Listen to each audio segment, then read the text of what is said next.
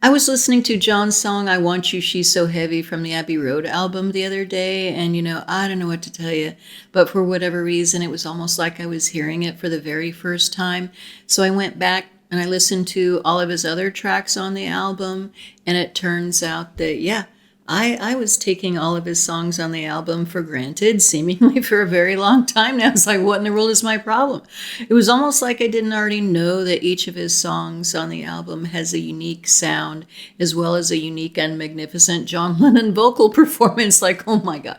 And it's not like the others weren't unique or magnificent. I'm not saying that at all. But it was John's songs that were jumping out at me. So I just wanted to give a little bit of love or a whole lot of love to John's songs on the Abbey Road album today to kind of make up for the fact, that I've been taking them for granted for so very long. I promise to never do it again, John. It was like John was mainly focusing on the sound. He was focusing on the music on the album, and he wasn't really looking to make any kind of a profound statement or change the world or anything like that. But he did give us a lot of great lyrics, didn't he? John definitely painted a lot of great pictures on Abbey Road. But the critics, the critics always expect a lot from the Beatles. They did expect them to say something profound or change the world or be progressive or give us something new. And John, in 1969, prior to the Abbey Road album coming out, John pushed back a little bit on the critics. John said, music is music. All these characters complain about us and Dylan not being progressive, but we're the ones that turn them on to the other stuff. So let them take our word for it. This is music, baby. When we feel like changing, fine. It's the same with this next album that we're into. This will probably please the critics a bit more because we got a bit tired of just strumming along forever. We got into production again. So this is John saying that, I'm going to go back into the recording studio and allow George Martin and his crew to help John produce the sound that he wants, the music that he wants. And there's another great quote from John in the anthology where John says, "All I care about is the sound. I like it to be whatever happens." And it's that genius right there that John took into the recording studio to work on the Abbey Road album.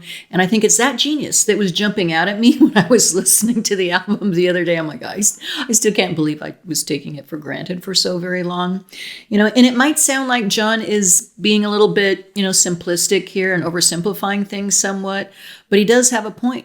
Because we all know that when the Beatles get together in the recording studio, they do know how to make that magic happen, don't they? And we've seen it, like Get Back. And we've seen John and George and Billy jamming on John's I Want You. But there in January of 1969, it's just this kind of a bluesy jam. They're just messing around with it.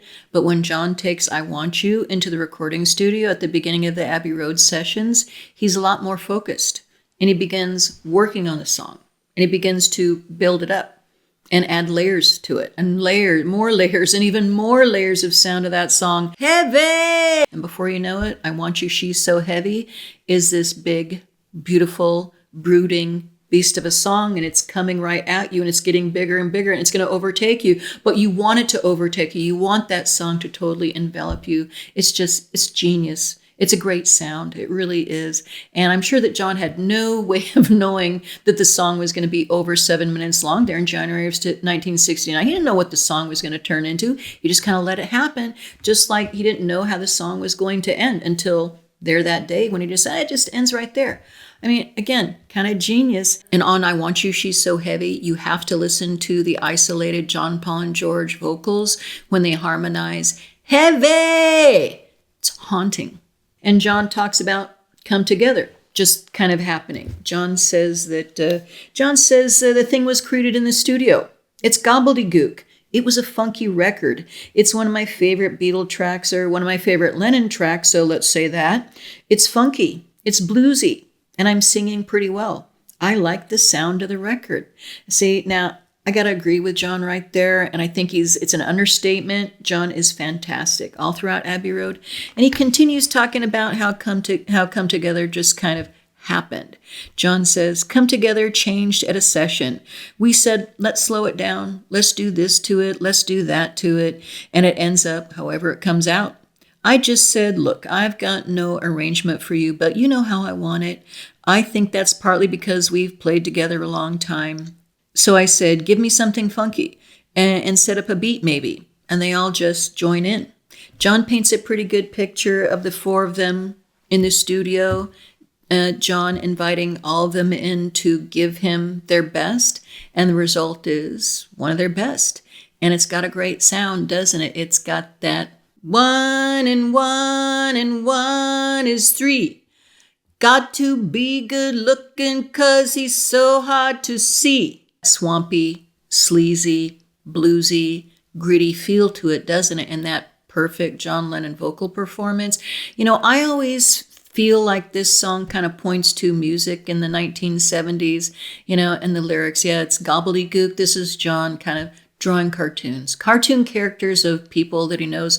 And he does the same thing with Mean Mr. Mustard and Polythene Pam. And I don't want to forget, you know, you can't overlook Mean Mr. Mustard and Polythene Pam, you know, because each one of them, a unique sound and a unique feel. Mean Mr. Mustard, it's about a low-down, dirty guy.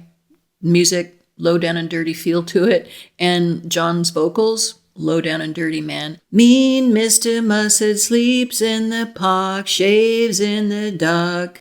And Polythene Pam, I always thought that this is John's take on Maggie May. This is John's Maggie May. And Sun King even. Sun King, John liked that opening riff. He liked that sound. He wanted to develop it into something, you know, and so it's very atmospheric. It's got a great ambiance to it. And again, John and Paul, making up gobbledygook words, having fun with it. Mundo paparazzi chicavere. I don't know what those words are. Both John amusing himself throughout a lot of Abbey Road album.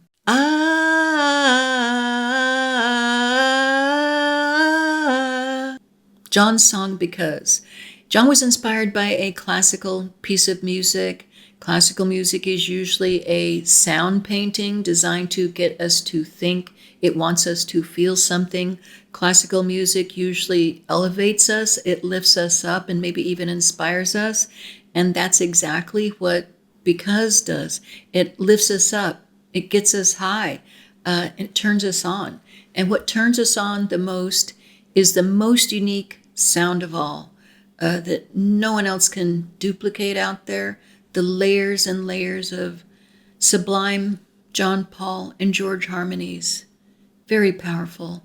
And the more I'm sitting here talking about it, you know, the more I kind of realize it's probably my very favorite Beatles song. And it's moving to think how it was recorded.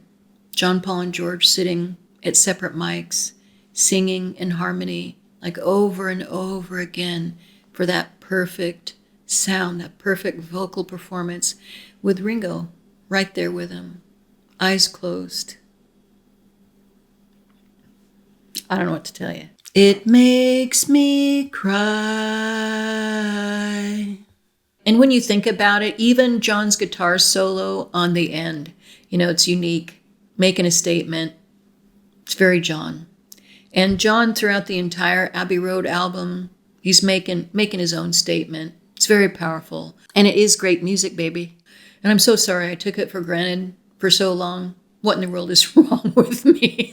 You probably never take their music for granted. Taking a deeper look after 50 years of listening to the album has absolutely made me grow in my appreciation for John and his mindset and the work that he put into making these songs just kind of happen, which we all know that, you know, they happened and then like they didn't just happen, you know. But that's John, and we love him.